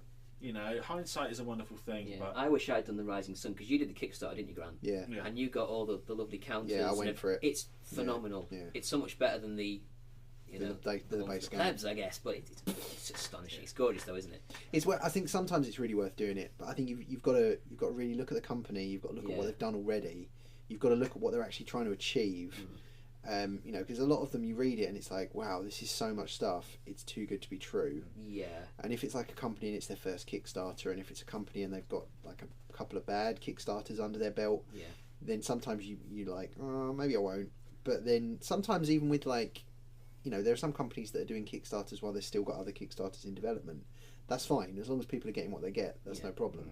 But it's the ones where they're like, they traded under a different name to bring out a game, AVP, and then they become a different company, Archon Games, that then are coming up with some new Kickstarters. Yeah, that's when it's like, oh, hang on a second. Yeah. Tell you the one I'm missing. The one you back, Batman. Yeah, Monolith Games. I wonder if that is going to be released. I know they said it's Kickstarter only, didn't they? What, like a thing to buy? The Terran said it's going to be Kickstarter forever. I reckon that might be a change into Kickstarter exclusive for 6 months. I think with that one, because of the DC license, that will be a one and done. Do you think so? Yeah, you won't get any more after that. Shame, I really missed out on that. Don't worry about it. I went all in. So yeah, okay. It's you spent the money. Yeah. I did the rewards. I did with that. I did with God Tier. I did with Nemesis, and then I went, oh my god, I have to stop.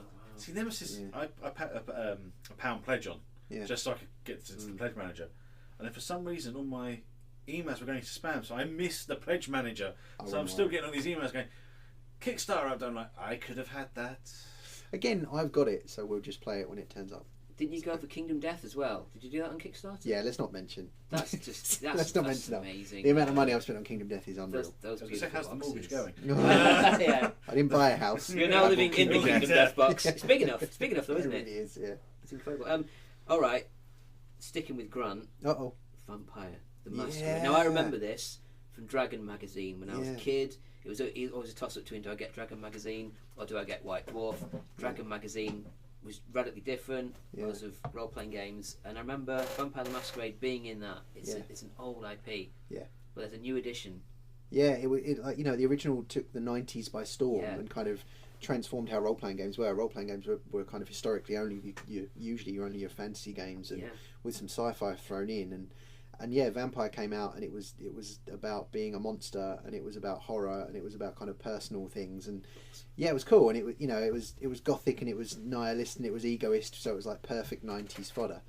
And I remember just being completely enraptured by it, because I played D&D for years and years and years, and then found this, and it was like, A, it was a breath of fresh air, B, it was a wildly different system, C, it was a wildly different game, and it was very evocative, and you know, everyone's into like Anne Rice's vampire novels and everything else at the time, so it was perfectly timed. And it disappeared kind of early noughties when they ended the game with the end of the world scenarios, and then they brought out a new setting which never really took off. And in the last few years they did like the 20th edition books, which are massive 500, 600, 700 page books with all the rules in. And then 5th editions like Modern Knights, because if you think back in the 90s, we didn't have the level of CCTV we didn't have the internet like we have it now. Everyone didn't have personal cameras on the phones that could instantly stream live, and so Vampire 5th edition, or V5, just takes all that into account now. Wow. So it's moved on the meta plot of old Vampire, taking into account the end of the world and everything else as it was to vampires, and they set it in like right now. And the idea is, without giving too much away, so that you actually go out and buy the book, which is awesome. Please do, because then they'll expand on the line. You know, you're living in a world where a lot of vampire society has crumbled and has like fallen away and isn't reliable anymore. So you're playing very young vampires in a world that's actually so much more dangerous now. There's a thing called the Second Inquisition, which is like humanity has kind of worked out that vampires exist. So you have these government agencies with government hit squads that are trying to find vampires and kill them. And things like that make it a different game. And of course, usually you'd expect to play as the hit squad going after the vampires, wouldn't you? But the amazing twist here, of course, is that you're playing as the vampires. Yeah. I mean, in previous editions as well, mortals were completely nothing to worry about at all. But it's nice to come to V5 and they're a dangerous part of the game. There's something you actually have to think about, which is really cool. If they get you on their phone. Yeah, exactly. I've never played Vampire. Not the tabletop, I've played the video game. But is that whole myth of, you know, the image being captured... Depends on the vampire. So it depends on the specific species of vampire. Yeah, because you've got clans which are like bloodlines from original vampires that have split outwards, and so some won't show up on a video camera as a natural weakness, or even in reflections as a weakness. Some will. Some can develop powers, which means they won't get picked up on cameras, or if they are, they get picked up as a blur, so it's hard to find them. So it really depends on the kind of vampire you build, because a lot of vampires, they take a lot of the myths and they throw them out, but then they also sprinkle them back in for certain things, just to make it a bit more interesting. But the best, most amazing part about it is the blood mechanic, which I briefly talked about earlier. I'll repeat very quickly. I was going to ask you about that. I love mechanics like this. Yeah, it's the gamble. In the past, it was a blood pool. You had 10 blood points. You could spend them to do things, which was a relatively good way of showing how a vampire uses its blood to power its magical effects. But now you don't have a pool. You have a hunger rating. Whenever you use a vampiric power, you test to see if your hunger rating increases. And if your hunger rating increases, you're more likely to do terrible things because of your vampiric nature. Amazing. And it's reflected in your dice pools, because usually you'd roll a pool of d10s and a 6 or more is a success, and the more difficult the action is, the more successes you need to overcome it. So if you're trying to pick a lock, it might be a hard lock to pick, you need to get 3 successes. If your dice pool is only like 6, which is a good dice pool, that's a tough thing to do. Now, with your hunger rating, which goes from 1 to 5, you will swap out a number of dice equal to your hunger rating and replace them with hunger dice. So that means that if you get a botch, which is no successes and a 1, and that botch is on your hunger dice, that 1 is one of your hunger dice, it's like a supernatural botch. Something really bad has gone wrong with your blood, something's gone really, really wrong. But on the other end, if you get a messy critical, which is if one of your hunger dice shows a critical score, then you get a messy critical, which is you've overestimated the monstrousness of your vampiric nature. So instead of like opening a car door, you'll rip it off its hinges. Brilliant, though. You know, or instead of like talking to someone in a conversation, you'll scream at them so loud you'll shatter glasses. That's fantastic. And what I love about that is the players lose control of themselves because they're monstrous. And there's something about that but as both players and STs, it's taking the control away of that monstrousness as well, isn't it? You're not, as the player, in control of. You can't choose when you're going to, the monster's going to come out. That's great. That's really, really good. And it's that risk reward for the players thing, as well. Do I try and do this even though I'm desperately hungry and this will make me even hungrier? That's my jam in tabletop and in RPGs is risk and reward. If something has a good risk and reward mechanic, I'm there. It's absolutely what I want. Do you think, because obviously it was White Wolf that originally published that's right, wasn't it? Do you think they're then, it's Modiphius now, isn't it? Well, White Wolf still wrote it. Modiphius distributed it. So there's publisher sort of writes it. But it's actually now, the line will be continued by their subsidiary company, White Wolf subsidiary company called Onyx Path Publishing. It's a bit confusing, a bit weird. So they're like Chicago by Night is about to be kickstarted, which is like their first big kind of city book. Because World of Darkness was always, you get a core book with rules, then you get books on locations, and that's how you get those expansions. There was a werewolf one, wasn't there? There was. Do you think that'll actually come into the vampire world? That's coming. That's on the way. Is their V5 werewolf, and you'll probably find if that succeeds, you'll get a V5 mage as well. But in the V5 not V5 like 5th edition mage, 5th edition werewolf, but in Vampire 5th edition, you've got rules for werewolves, you've got rules for mages because they are included in the world. Awesome. And another reason why I loved World of Darkness was because it had all those different things and they all interacted and they were all part of the same universe, which was just really cool. So technically you could have a party formed up with a couple of vampires, a couple of werewolves. Sorry, not a party, a game. Yeah, technically you could, but the law makes that very tricky because werewolves and vampires are they absolutely hate each other. So it's like Dark Angels and Space Wolves. Yeah. But then it's saying, is it like an underworld scenario? You could. This is the thing. Most of the kind of elitist vampire and werewolf STs would be like, "Oh, you can't do that. Oh my god, it's terrible. They'd only do that in Hollywood movies. Oh god, they did. They did." It's good. It's very good. It is to a certain degree an acquired taste. I've got a lot of friends who play D&D who I would never recommend play vampire, but then I've got a lot of players who would never touch D&D who I'd be like, you'll 100% love vampire, because it's a very, very different game. There's a lot more horror. It's a lot more kind of mystery involved in it. The game's a lot more investigative. You're not killing monsters and stealing their loot. You're trying to work out who murdered who, or where so-and-so has been kidnapped, or what the fuck is going to happen to your soul if you sign this book. Yes, I know I've sworn twice now. I'm going to go for a hat trick. That's okay. Keep going. So it's a very, very different game, and there's something very self-indulgent about it as well, because you're exploring a story and you're exploring the experiences of a character as opposed to you're killing monsters. And that's the thing. I don't know. So it's one of these games I think I couldn't say it's for me or not until I tried it, because I've done D&D, running around hitting things, jumping out of trees, yeah. But climbing scree, or not climbing scree, But it's. I think for me it sounds intriguing as somebody who's never played it, to have that sort of the political side, the devious side, the manipulation. It's like work. It is. It's something for me that I'd like to dip my toe, if that makes sense. Yeah. It's relatively different to the idea of here's the dragon, you got to kill it. Yeah. Or there's a curse on this village, you got to lift the curse. It's markedly different. It's more like I'm going to put a curse on this village because then all of the villagers are going to move to this other village, and then that's going to cause property prices to skyrocket. And then in 300 years, which is going to cause my vampire nemesis problems. It's that going to really irk him. Yeah, it's going to cause him some real issues. Yeah, that's right. Yeah, and then I can look at him smugly when I next see him. Days. That's exactly it. Yeah. It's more like that. Yeah, see, that actually appeals to me. Yeah, but that's the thing. It is satisfying. Like they do LARP versions, which are still enormously popular. You still get big parlour LARPs that are worldwide with their plots and everything else, and I enjoy those every now and again.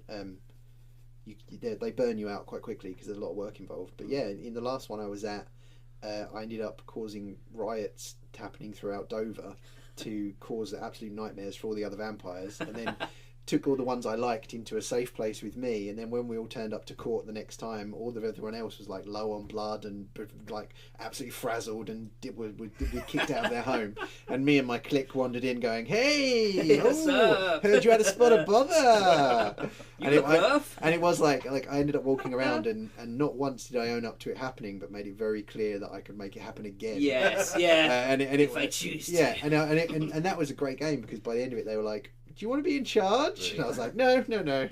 That's painting a big target on my head. Yeah. But it's that kind of thing where it's you spend, the way the game should be played is you spend 3 or 4 sessions coming up with a plan, and then you see if that plan works. 9 times out of 10, no, or at least it will be complicated and you'll need to fix something en route. But every now and again, that plan will come together, and there is no feeling quite like being like, "Oh, this worked! Oh my god!" I'm going to explore this because I'm actually really intrigued now. Yeah. Is it complete open dialogue, or is it, as obviously whoever's the storyteller, dungeon master, whatever the definition is, or is it a case of you would have open discussions in the room with everyone else around the table, for example, but then you could be passing information? Yep. So DM's choice. It's the game's choice. I've played ones because you choose whether or not to have a game where those kind of things are secret and hidden. Yeah. And that's fun. Or you choose to have a dramatic irony game where everyone knows that everyone else is trying to backstab them, but you walk into it willingly because you understand. Yeah, you're plot. playing the role. Yeah. Yeah, both are equally good in their own way. But I've got to admit, I prefer the one where I'll have my main game running in a room, and then I'll have a side room, and every now and again I'll take a character into that side room to do like a little private thing with them. Great. And at the same time, players can pass me notes, and I'll write my response and give it back to them. See, that appeals. That really appeals. I remember this going off on a bit of a tangent. We'll go to 40k slightly. Very, very old. They reset the numbers on the White Dwarf, didn't they? They started a game, didn't they? Before they did that, issue 99 from 1990 or so.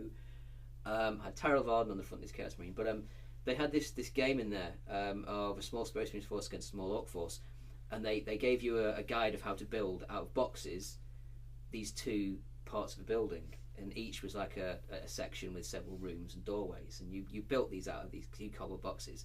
And the idea was the player who was a Space Marine player would go into one room of the house, and he'd be like moving his stuff around in there, and there'd be a games master who'd be like witnessing. Then he'd go in the other room, and the other guy would be there moving his orcs around, and then when they opened the door that connected the two rooms, you then pick one up and carry it in the other room and put them both together, and then go right, off you go.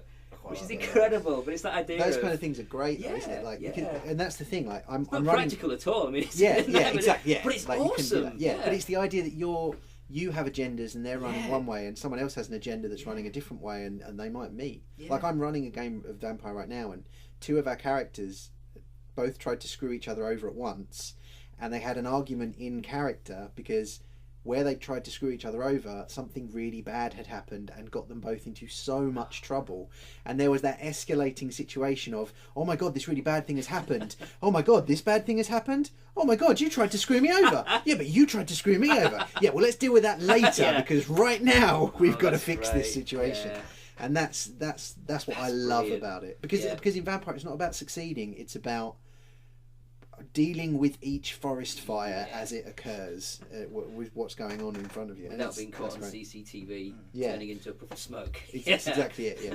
Because that's the core thing behind Vampire is the Masquerade. Is the idea that, like, back in the 1500s there was the First Inquisition and like 9 out of 10 vampires were killed by mortals realising they existed and destroying them.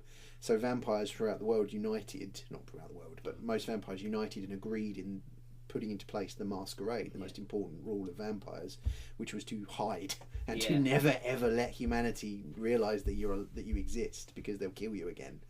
So that's the core part of it, is to keep hidden. And even though you're vastly powerful creatures, you can't display that. You can't walk down the street throwing cars at people.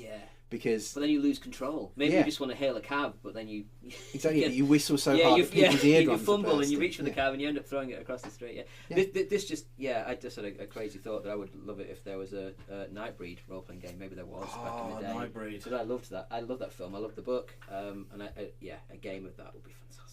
So our younger viewers or listeners, it's an amazing. It's phenomenal. You old bleeders. It's a wonderful 80s film. It's amazing. Written and directed by Clive Barker. Yeah, great film. Yeah, better than Hellraiser. In an ideal world, that would have been the franchise instead of Hellraiser. Yeah, that's fact. But they just tried to cram it all into Cabal's just better than Hellbound Heart. Yeah, it's great. It's amazing. Yeah, but the film's great. But no, it's just the idea of playing these powerful creatures and not being able to use that power, because of course in D&D the idea is you're this powerful hero of some sort and you go from town to town and you help and you show your hand. The idea that you've got to hide that, it's a great dynamic. I'm actually, the more you've been speaking about it, I've had these things running through my head going, how cool would this be, how would that be? I could see me probably getting the book, just have a little nose. I'd love to give it a spin. Well, you know me, I'll run it. You get together, you get together on a weekly basis. He's the enabler. I'm the RPG fixer. Yeah, that's right. I don't feel so bad with this because the first game's free. The amount of money that I've had to spend from what Grant's told me. Okay, there was the Malifaux situation, but let's not worry about that. But then I've given him back 40k. And GW, I just sit there going, hashtag Martin's fault. Me too. I got learned to 40k. Yeah, that's a different Me Too campaign. I got to learn. My God. I feel better for saying fuck twice now. There we go, Patrick. So we've done Speed Freaks. That's the next thing on the agenda. See, no one's taken any notice. Not even I haven't taken notice. But at least we've ticked the boxes. That is true. That is true. Playing all the right notes, just not in the right order. That should have been our name. The box stickers. The only thing I've got on here is Infinity New Releases. The only thing I've got. Well, that's actually something. I mean, for you two gentlemen, this is a big thing, but for me, I sort of came into the game, enjoyed it, and then left. You were playing it when I started. You were playing it when I was but a pup. N3 had just dropped. What a pup. I fell in love with Nomads, based purely on two things. Based on the film Hackers. where Johnny Lee Miller sets off the sprinklers at the school, and they're all coming out of the classroom doors, and he stood there with his umbrella in the hallway. They're all wet. Phenomenal film, Hackers. And Euromancer. And I thought, yeah, I'm playing that faction. Yeah. You were playing Ariadne at that point. Grant taught me how to play the game. Yeah, Grant taught me how to Sorry. Wow, you lot to answer for. It was Operation Ice Storm. Back in the day. Yes. That's right. We were in our local friendly game shop. Yeah. Yep. And a copy of Ice Storm had suddenly become available because somebody didn't pick one up. And then somebody just whispered into my ear, "It's a really good game. You should buy that." Grant. Who was that? Yeah. After I just spent a small fortune on buying Malifaux. And that was it, yeah. And I started off using Pano, then went to Ariadne. And then I sort of left the game. But the new Pano box, I've taken one look at that and gone, for all the reasons why I left the game, that box has made me go, I want to get those minis, I want to get my airbrush, and just paint them up, paint that box, and I'll be happy with that. Yeah. Because you can play it at a small level. Well, yeah, because it's 300 point force. It's straight out of the box. And the insertion works really nicely. Yeah, and it's a good 300 point force. Yeah, it is as well. Yeah, it is. You don't look at it and think, I wish you had that in. No, it's great. Yeah, the new stuff's great. And the new sculpt's really good, and they go together really nicely. There's no round joints in the arms anymore. Oh, really? They're all square joints, and they just perfect. I remember that, having to sit there holding the for mini. a long time. Yeah. I think that was when I started to get the activator. The spray activator, because in the end I was just like, I don't have 4 days to hold these 7 minis together, or I don't have enough loom bands in the world, so it's like sprayed, done. But okay, that's cool. Yeah, they go it's cool. Nicely. The new models are beautiful, and the new building of lists is so much fun as well. It is, I like the options. Yeah, but you can do a lot of small lists now because they've got these new rules like Lieutenant level 2. And things like that. They just make it easier to run a small list without being punished for it. Fire teams with lots of cool options. I love the ones where you're especially in the new ones and in the Aleph, the idea that you can swap out like a model for a remote and things like it's that. great. It's salad bar fire teams. It's it's choice, and anything that has more choice in it for me, I'm there. Anything that allows you to add your own kind of personal stamp to it. Exactly. Play the game the way you want to play it. But the November releases, I've printed out some pictures. Beyond Coldfront, because we had the Beyond Ice Storm, didn't we? Beyond Red Veil. Beyond Coldfront is 3 gorgeous Kazakh models and 3 gorgeous Aleph ones. I know the gunbots. Yeah, I'm going to quickly run through the three Ariadne ones because I'm in love with the Kazakhs at the moment. I'm running those tomorrow. The Strelok, Vasily, who has a marksman rifle that fires T2 bullets, and he's got camo, and he's got ambush camo. So it's based just upon a beast, and he's BS-30. So he's just gonna There's another loadout that's got a T2 sniper, so he's just gonna be murdering things. You have to shout enemy at the gate whenever you activate. Yeah. I've actually modelled it like Jude Law. It was Jude Law that played him. Yeah. No, it's not. No, and it's This is him. He looks amazing. He's just got pouches everywhere. That does look amazing. Oh, they're so gorgeous. Yeah. I do notice your eyes drifting towards the Tachikoma gunbot though, which is the coolest thing. I did actually do that. Isn't it great? Isn't it great? Oh, that's it's pretty. a remote to be frightened of. Yeah. I've always liked the idea of Aleph, but I can't paint white to save my life. No. It's because you don't paint it white. I know you do. It's grey or cream. Yeah, but I'll still be like. Yeah. I painted the yellow stuff I got from Coldfront. I painted it with a very slight purple in it. Okay. I wanted a bit of tonal white. I didn't because I don't like white and black on models. So I had to do a kind of a tonal. Everything had a little bit of purple in, just a tiny little bit. But white is hard. To be fair, quick and easy white these days is literally you spray it white, do a base coat white, and then you just apply layers of shade. Yeah, and then done. You're done. And then if it's got hard edges, do some white edge highlighting. Yeah. But other than that, that's easy peasy white. It's not. It doesn't look as crisp. Work your way down from white, rather than work your way up to white. Yeah. It doesn't look as crisp as layering up to it, but it works. It looks good on the table. Here's a question for both of you because you're both seasoned Infinity players. Yeah. Probably more Chris than you recently. Chris continues to do competitive tomorrow. Ask me about 5 o'clock tomorrow. If I'm a season. Would you say it's more balanced? I mean, okay, Infinity has probably one of the most complex rule sets that covers a wide range of situations, which is why I did, really liked it. But then there was like an imbalance issue with certain things. I know at certain times hackers became more powerful. And then it was about tags, non-line of sight weaponry, and all these other things. Yeah. and then it just seemed that there was these lists being played. Would you say that there's more balance among the forces now? I think there is. I think there is because you've got these little things like counterintelligence. So if you've got counterintelligence in your force, your opponent can't take 1 command token off you instead of 2. So if you're running a list that goes into 2 command groups and you've got maybe 12 models instead of 10, then counterintelligence is going to help you because you're not going to get penalised for having more than 1 command group. Okay. You're just going to lose the 1. And Lieutenant level 2, again, we're talking about that with LF. If you can get 2 lieutenant tokens instead of 1, your lieutenant can do more stuff. Yeah, I think it is. I think it is more balanced because I think they're trying to stop the steamroller of just having more orders. Yeah. Yeah. I was going to say I'm going to be quite controversial.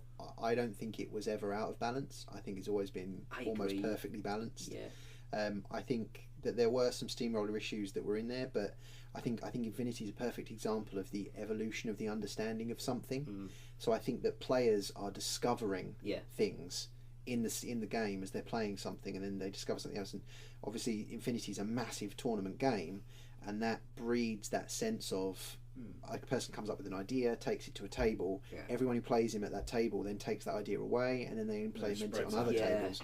And so what seems like it's broken at first is just the new thing that people haven't discovered a counter for. You know, like 2 years ago, it was 5-man links with missile launchers. Now it's like, well, I can deal with that. I can deal with that. It's only burst 2. I can hit it with HMG. Exactly. I can hit it with camo. I can do anything. Yeah, And exactly. it is just like the community comes up with a very powerful thing in the game, and then 6 months later there's a counter for it, and that just continually cycles through constantly. And I won't lie, at first I got salty with it. That's why I dropped out of competition gaming, because I couldn't keep up with it. But now that I'm objective about it and I'm on the outside looking in, I can't help but appreciate it. I can't help but find a certain sense of some kind of phenomenal balance. I'd love to say they meant to do it, but I think it's just a natural reaction as to what's happened. You've got the balance built in, haven't you, with the critical hit mechanic? But there's just this fascinating idea that there are intricate pieces that kind of somehow fit together. You've got a counter to everything, and also it's because it's got the resource management side as well. So you can have a beat stick who's really, really tough to take down, you know, in the reactive turn, but if you spend all your orders doing that, you're not doing the mission. What if your opponent gets a lucky dice roll and takes him down? You've wasted all those orders because you've lost that model now, and no one else has moved. You know, so the resource management side of it helps to balance it. I think it's exquisitely balanced. I think it's astonishing.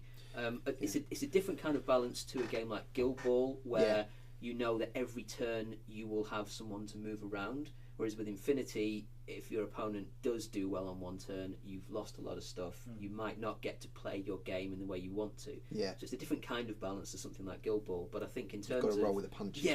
I think in terms of it being like a sport, like an Olympic sport kind of game, it's exquisitely balanced. It just my only issue is the orders. That's my only issue with it. Like but then I have no idea how you change it, because it's such an intrinsic and interesting part. I think I would have a minimum order level which no one could ever go below. And I wouldn't make it high, like 2 or 3, maybe 3 to 5 orders, and you never drop below that. Just because it means that you can still get hammered and reduced down to only a few models on the board, but you're never reduced to the stage where you can't do a damn thing. Because that is the negative play experience for me. It's why I don't like games like Bushido. Like the idea that the other player's actions prevents me from playing the game. I hate that. And I don't like that in any game. That's my only issue with Infinity. But I think that my only issue, the reason I've got an issue with that is because it's so punishing to new players. And if you're a seasoned Infinity player, then you've got to make a real conscious effort. You've either got to make that conscious effort to play a beginner game, or you're going to have a player that's like, well, I don't feel like I did anything all game because you annihilated me. And the more models you killed, the literal less I could do because of that order mechanic. I suppose as a new player, or even a returning player, that would be off-putting. If you rocked up to a table and go, look, I've just spent weeks painting my new toys, I'm ready to go, I've reread all the rules, you know, here's my 300 crib sheets of all the individual rules that my things can do, let's go. And you do have that instant, well, you've done this, and like you said, you're down to like 3 orders, and you're like, Especially at tournament level when those kind of tactics are encouraged. You know, I've run a tag down a flank and killed everyone's cheerleaders in the backfield, so that literally at the start of that person's first turn, they're at half orders. So their army's half as effective. And then you've got to choose: do you do the mission or do you fight back? You can't do both. That's the ideal way to play a tournament game, isn't it? And from the competitive angle, you've done the right thing, and most players will be like, "Oh, well done, that's a good start." But from the angle of giving someone a good play experience, that's terrible. Because you've really limited their experience, which isn't so fair. I mean, it's like if you're playing a game of chess, but you can have 10 moves in tandem. It's that sort of thing. You know, you're not getting. Whereas Guild Ball is more, you each get to move a piece. There's always, I mean, this is different sort of balance, comparative. Going away from it, it's like Guild Ball, Blood Bowl. There's both sports games, both great games, but they're completely different. Like I said, Infinity, Pano for me, those religious zealots going nuts. That really appeals to me. But then they're good too. They're good too. Yeah, they're fun. I just quite like that. There's just something about them that just always appeals. But then the other thing that also slightly got me with Infinity is some of the rules can be misinterpreted. Oh, don't go there. I'm not going to go down that road because I'm still part of the Infinity forums on Facebook and it still makes me laugh to this day when I see some things and I sit there and go, if somebody's asking a question like that or is reading a rule in such a way that it benefits them and detracts from the opponent and what have you, and you know, that's the other thing. But then I guess when you have a very complex rule system, which it wasn't written in English, it's written in Spanish. You know, it's not going to potentially, some of the translation might not come across, some of the meaning might not come across. You know, so I think that's the other thing that does slightly. Yeah, there are edge cases that come up, and they can come up by accident as well, without even intending for them to happen. And if you're in the middle of a tournament and they occur, it's a tricky situation. Yeah, it's a tricky thing. But at the same time, like, it's a game. Are games on a clock, or are they timed rounds? No, they're not on the clock. No, as in you have 2 usually hours get like to play. 2 hours to do it. Which you can usually get the game in 2 hours. But I mean, with the rules, I mean, it's the inevitable result of having a reactive turn. You know, if it's always your turn, if you can always react to what's going on, you're going to get complex interactions, and there's nothing you can do about that. It's just from a game's design point of view, it's inevitable. It's just there are certain things that occur once every 10 games that make you scratch your head a little bit and think, I don't actually know what their intention was with that. And they're usually quite clean because a lot of the rules are written in that kind of almost like legalese language. Yeah, it's got that magic of gathering sense of timing, precision. This is when this happens, that's when that happens. And you can kind of extrapolate from one rule what other rules mean, but there are one or two things that are slightly tricky. And people exploit, I mean, the whole line of sight thing where you're on a roof and you can kind of peek over and shoot the person in the back even though they're facing you because and they can't see you, volume they occupy on the table. Yes, that is...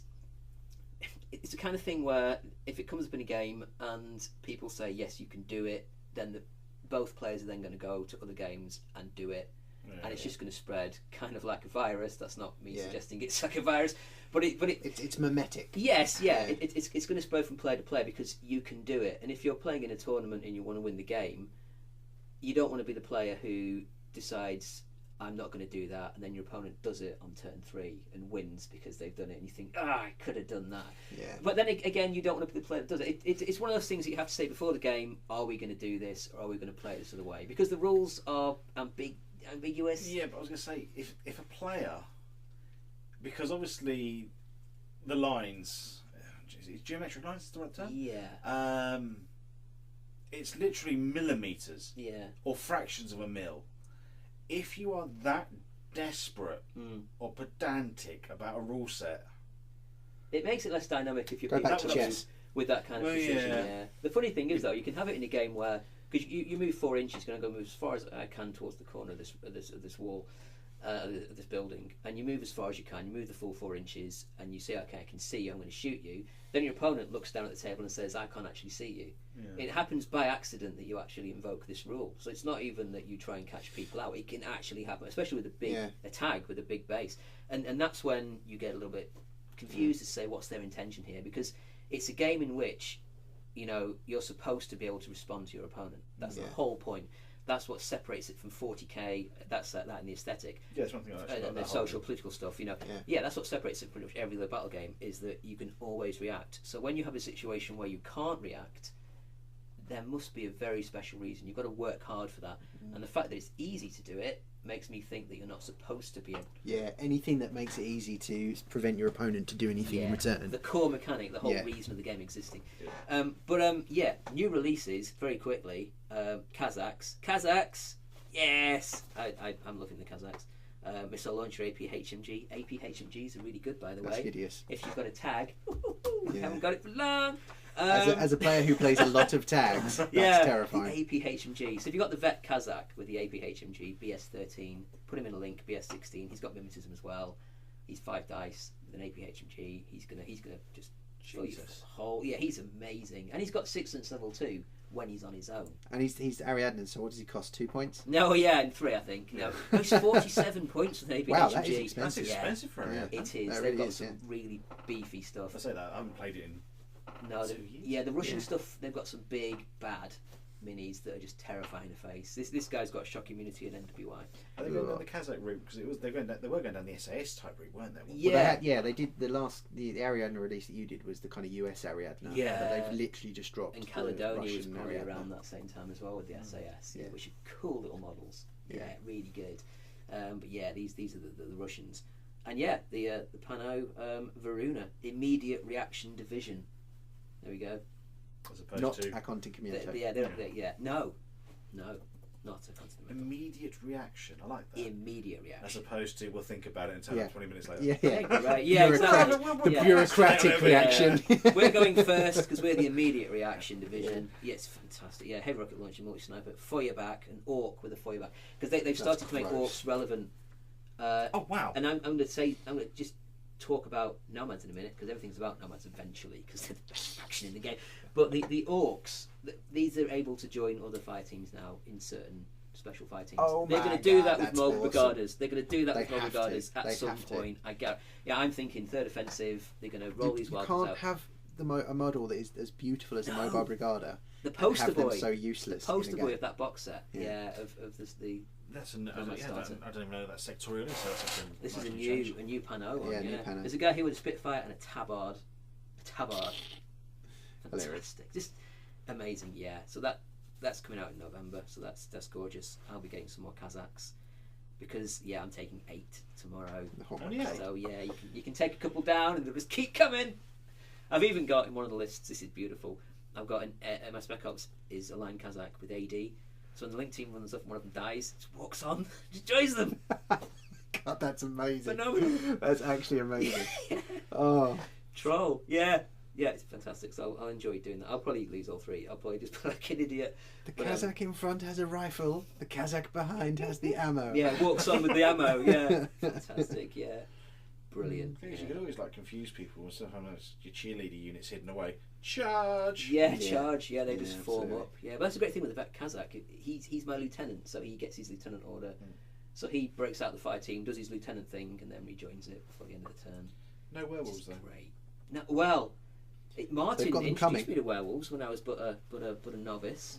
Werewolf super jump. It was great. I had no idea what was coming because he had one of the. It was the werewolf. It was the guy who turns into the dog warrior, wasn't it? So he's just a dude with a chain rifle. I'm thinking he's no great shakes. So I've got a Grenza sniper, and next to the Grenza sniper, I've got a Daktari. I'm like, I'm going to rule the roost here. And this dude comes running at me, and I shoot him in the face. It's just a werewolf.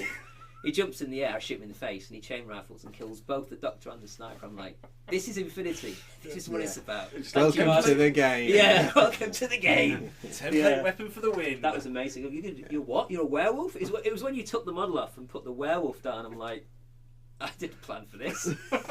I didn't sign up for this. I didn't sign up for this. Yeah. That's not actually what I just made up. It's complete bullshit and broken. It's like, there you go. He was cheating. He was cheating. I never told you this, but when you turn up tomorrow going, here's my werewolf, there's everyone no just starts such laughing unit. at you. Yeah. Wait a minute. Werewolves? I looked on the Look, I know it was recently Halloween, but... Remember, who was even talking about the super jump? I think it was you. Me, showed me super jump. Yeah, you just super jump up and then you just template weapon on both of them. Yeah. Because it's two chain. Yeah. Fantastic. Yeah. He's got paired ones. Oh, but I won't reach up there. Ah, yes, but he can jump. Yeah. He can leap. What?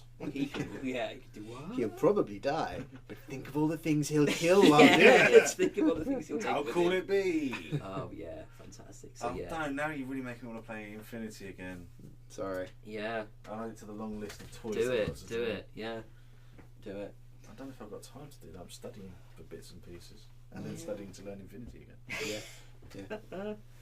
Yeah. What I love is you're like, oh, we don't have time. Oh, let's do a 30-minute podcast. Yeah. Currently at a 1 hour and 40-minute runtime. It includes 30 Is it minutes. really? Yeah, it is. Oh, we better start wrapping this up then, because it's half 10. We've like, covered everything that's on the agenda. Yeah, and we were literally like, I wonder if we'll have enough for a podcast. Well, we've got nothing to say. But enough for 6.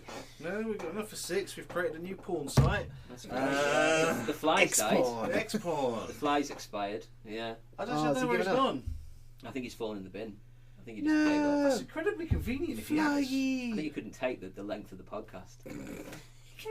You said here he is. 30 minutes. I can't take it anymore. No, he's on the. No, he's on the. No, he's gone. Yeah. There needs to be some music and a tribute. We'll do that. We'll add that in post. Oh, look at him. Seriously, the podcast was that long. The fucking fly died. It's a good From sign. birth through life. On that bombshell. Yeah. We're going to arrange a wake. A wake for that that end is a bit copyright probably. Oh yeah, maybe. Yeah, but GW is it?